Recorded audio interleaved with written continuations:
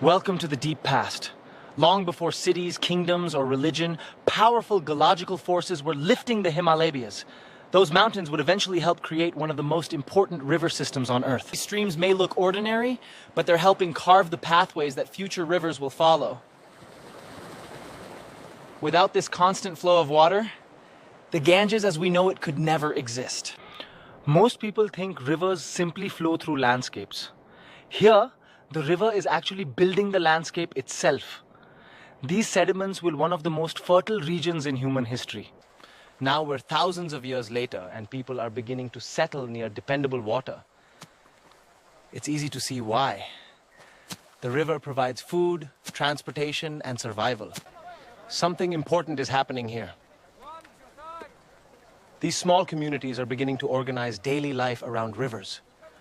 That pattern will shape Indian civilization for thousands of years.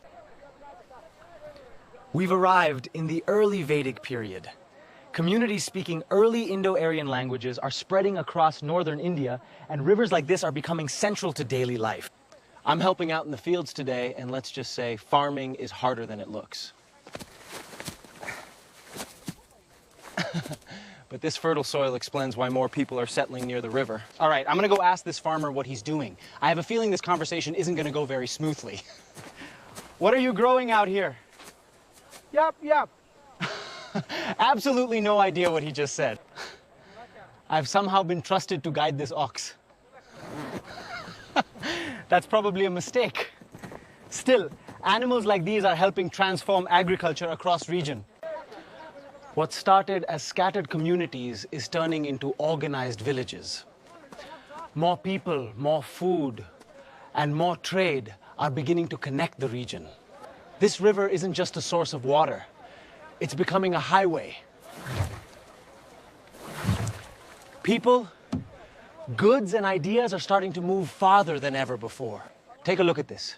Just a few generations ago, much of this land was sparsely settled.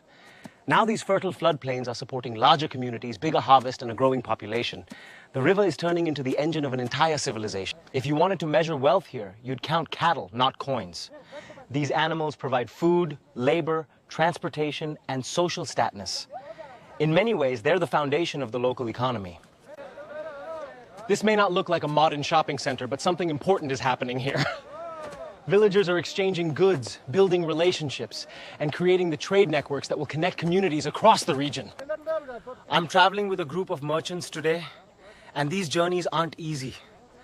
But every trip connects another village, another family, and another community to a growing network of trade. Most people have no idea how important rivers are for trade. These boats are carrying food, tools, and ideas between communities. What seems ordinary today is helping build the future of northern India. Before books became common, knowledge was preserved through Mavanian recitation passed down across generation. What you're hearing are sacred hymns carefully preserved through oral tradition. Let's sit down and listen for a minute. What you're hearing for a minute are some of the oldest surviving religious verses in human history, preserved Nasir.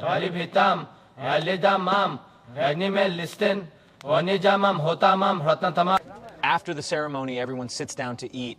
I'm not exactly sure what this is, but honestly, it's actually pretty good. Okay, that's actually not bad. Something fascinating is happening. The river isn't just providing water anymore. It's becoming spiritually significant. Traditions are developing that connect daily life, ritual practice, and the natural world. I'm crossing the river with traders, travelers, and families. Everyone seems to have a different reason for being here, but the river connects them all. It's becoming the heart of regional life.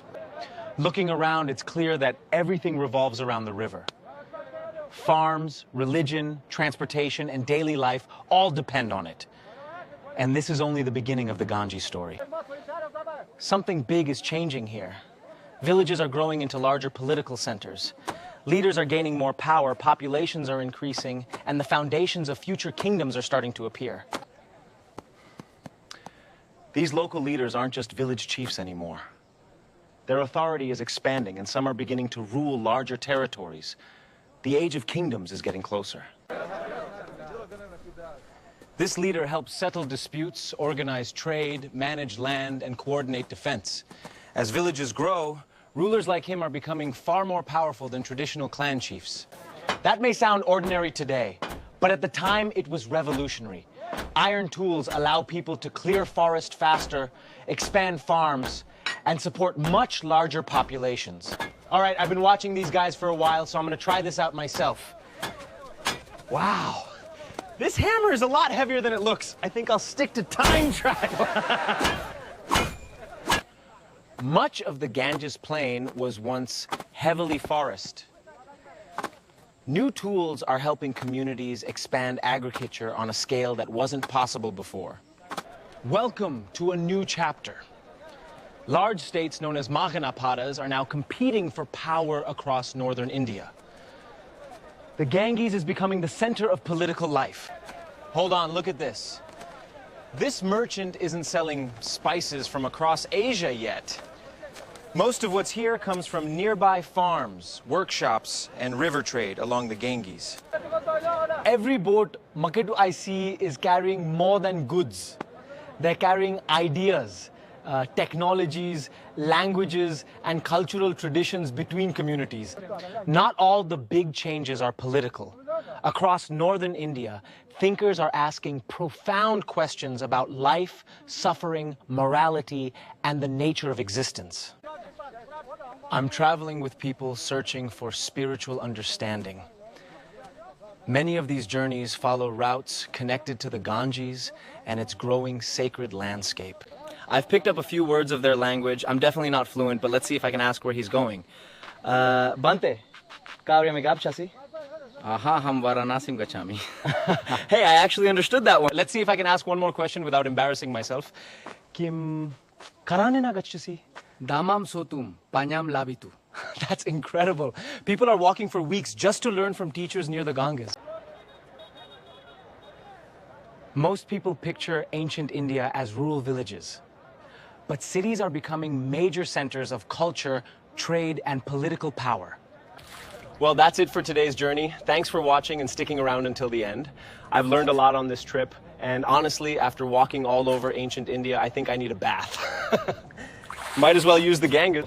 Yeah, the video's a little rough around the edges, and yes, it's made AI, but I really appreciate all the support. That's okay, just keep it respectful. Everything here is made to help people learn history and make it fun for younger audiences. Thanks for coming along. I'll see you on the next journey through time.